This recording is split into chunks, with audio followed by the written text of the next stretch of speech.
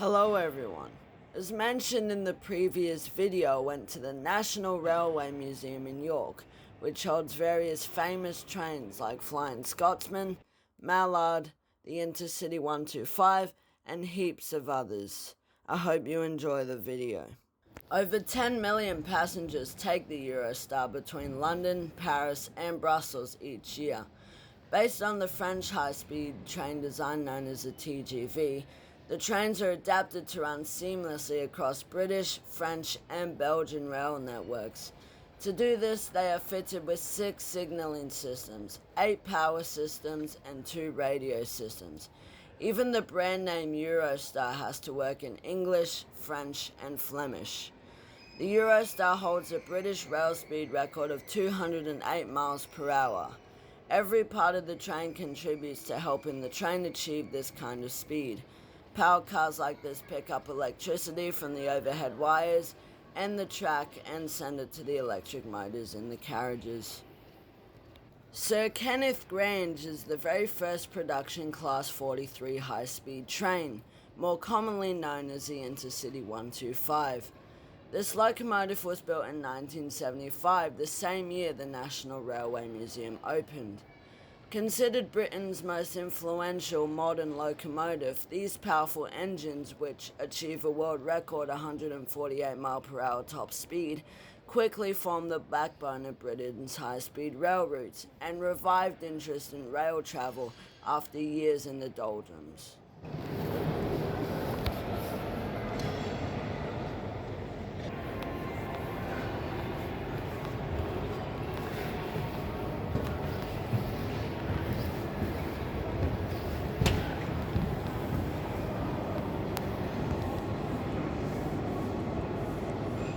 West Japan Railways launched the Shinkansen for the world's first high-speed rail route from Tokyo to Osaka in 1964.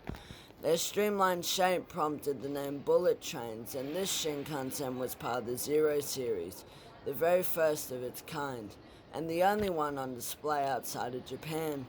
Shinkansen translates as new trunk line, and the trains have become symbols of futuristic and rapid public transport amid international attention. These trains reached speeds of 130 miles per hour in 1964, almost double the speed of traditional British steam trains. Increased passenger demand resulted in greater investment into high-speed rail and the improvement of track technology, signaling, and electric power systems. The journey time from Tokyo to Osaka was reduced from just over 3 hours in 1964 to 2 hours and 22 minutes today.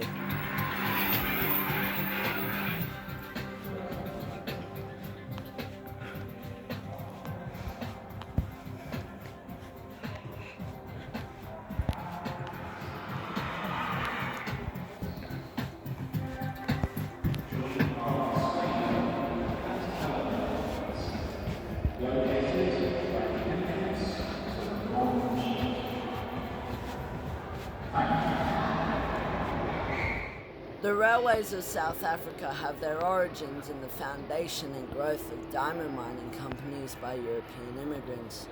They need to connect the inland mines to the coast for the export of diamonds. This meant that the railway system in South Africa grew massively in the late 19th century. Number 390 was built in Great Britain and exported to South Africa. It worked for over 70 years before being donated to artist and conservatist David Shepherd by the then president of Zambia, Kenneth Kaunda. Shepherd had donated a helicopter to Zambia in 1974 to help prevent poaching. He received number 390 in return and brought it back to Great Britain in 1975. Box Hill was a locomotive purpose-built for the busy city, working the punishing South London line with 10 stops, steep gradients and a 35-minute schedule. It was a vital part of London's daily rhythm. A1 class engines were designed for quick acceleration, zipping through crowded suburban stations with ease. They were known as Terriers after their distinctive barking exhaust sound, or because they worked so hard. With their small but powerful wheels, Terriers could sprint between stops, making them ideal for congested routes. Unlike many other steam engines, they had a special condensing system which heated the tank water with exhaust steam to improve efficiency. Steam locomotive KF Class Number 7, a 484 Chinese Government Railways locomotive designed by Colonel Kenneth Cantley, was built by Vulcan Foundry in 1935 as Number 607 and withdrawn in 1981.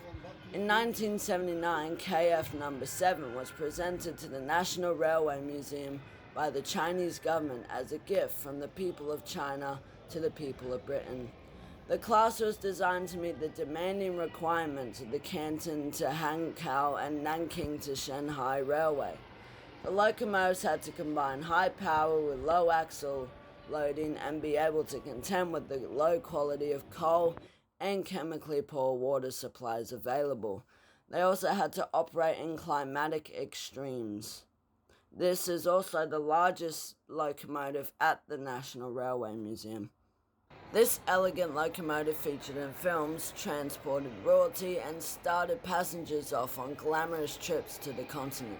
Design touches such as the way the wheel arches curve up into the cab show how it has been molded by a craftsman's hand. Built in the early 1900s, the Southeastern and Chatham Railway's D-class locomotives were built to haul passenger trains and ran until the 1950s. The railway travelled to ports like Dover and Folkestone, which linked Britain to France and Belgium, and ran special boat trains, which connected directly with ferry services. In 1981, this locomotive played a starring role in the Oscar-winning film Chariots of Fire. Coronation-class locomotives like this one were designed by the London, Midland and Scottish Railway for power. They had large boilers and streamlined steam and exhaust passages, giving them the ability to cope with the steep hills on the west coast route between London and Glasgow. Duchess of Hamilton was exhibited at the 1939 New York World's Fair as the best example of British engineering and style. Duchess's streamlined casing reflected the modern, elegant look popular in the 1930s. The design increased aerodynamic performance but added weight and made it difficult to access the engine for maintenance, so it was removed in 1948. The Friends of the National Rail Museum financed Duchess of Hamilton's return to steam from 1980 to 1996, as well as the restoration of the streamlined casing in 2009. In 1829, the Liverpool and Manchester Railway launched a competition to find the best way to haul carriages and wagons. Entries included horses, stationary engines using cables, or steam locomotives. Rocket won, and the line became the first intercity mainline railway, setting up the steam locomotive to change the world. Built as a prototype by Robert Stephenson, Rocket remained a work in progress. It applied some key principles used by all steam locomotives that came afterwards. In this cutaway replica, you can see the many tubes in the boiler, the blast pipe, and the direct connection between the piston and the wheels, which all made Rocket more efficient. The original Rocket was altered a good deal during its working career of almost 30 years, and is on display next to the replica, as shown here. Mallard holds the world speed record for a steam locomotive. On the 3rd of July 1938, it achieved a top speed of 126 miles per hour. Its streamlined design, created by Sir Nigel Gresley, is inspired by the work of automobile designer Ettore Bugatti. Designed as an express passenger locomotive, Mallard is streamlined on the outside and inside. Internal streamlining helps steam run more smoothly through the system, increasing its efficiency. In the 1920s and 1930s, the London Midland and Scottish Railway and the London North Eastern Railway ran competing express routes from London to Scotland using fast and elegant locomotives. The rival companies competed for publicity, passengers, and speed records. Mallard's speed record has never been beaten by another steam locomotive. Co jest? Termosik. Termosik, no.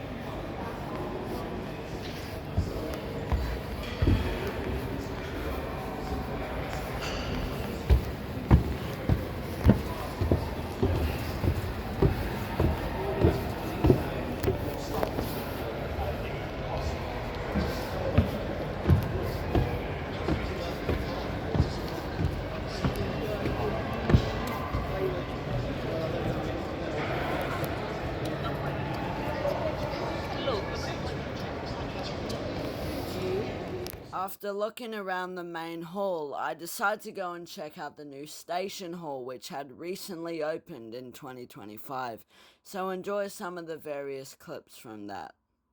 Gladstone is the only surviving locomotive of a class designed by engineer William Stroudley. It was designed for fast passenger services on the London, Brighton and South Coast Railway, connecting suburban stations to the mega stations of London. Unusually, this class doesn't have any extra wheels in front of the large driving wheels. This is because the company needed engines that could fit in the limited space available at its London depots. Gladstone, like the other engines in its class, was named after a prominent politician of the time, in this case Prime Minister William Gladstone.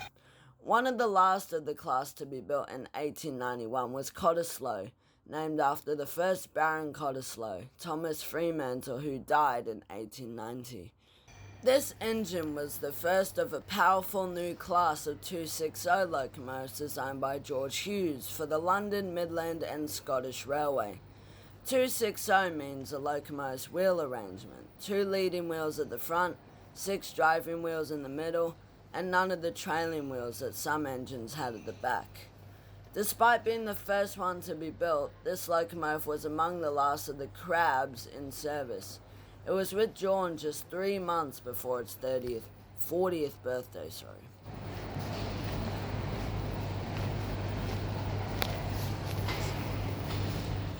In the late Victorian era, the Midland Railway was noted for its single-driver express locomotives, nicknamed spinners. Number 673 is a one-of-a-class of 96 locomotives built between 1887 and 1900. It originally carried the number 118 and was withdrawn on the 22nd of April 1928. It has been restored to its pre-First World War condition and appeared in steam at the Rocket 150 celebration. The Class 87 was ordered for the electrification of the West Coast main line between Weaver Junction and Glasgow. Electrification of the northern end of the West Coast route meant that an electric train could run the entire journey between London Euston and Glasgow for the first time. This class was also designed to work in multiples, meaning that one driver could control 2 engines that were coupled together. Number 87001 was completed in 1973 and named Stevenson in honour of the Stevenson Locomotive Society, but was renamed Royal Scot in 1977 to mark its status as the class leader. The Stevenson Locomotive Society was formed in 1909 and is still running today. The society concerns itself with the study and recording of railway and locomotive history. The British Rail Class 55 are a class of diesel locomotive built in 1961 and 1962 by English Electric at the Vulcan Foundry. Class 55 locomotives were designed for the high-speed express passenger services on the East Coast Main Line between London's King's Cross, York, Leeds, Newcastle and Edinburgh. They were called Deltic from the prototype locomotive, named after its Napier Deltic diesel engine-powered units. I was also able to see Flying Scotsman behind D9002, but unfortunately it was in a shed behind some small glass windows and a very foggy roller door. Q1 locomotives, designed by forward-thinking engineer Oliver Bulard, were designed to meet the needs of a nation at war. The engines transformed Southern Railway's contribution to World War II, transporting goods, weapons, and military equipment to the coast. The Q1 is a completely functional, no-frills locomotive. They were cheap to build and easy to maintain. The Q1 is the first of its type. The disc wheels are just one example of Bullard's innovative engineering. The discs used less material than spoked wheels and needed less maintenance, while the holes made the wheels lighter, reducing wear on the tracks. Bullard's design was a quick solution to a practical problem, but the engines in fact had a long life.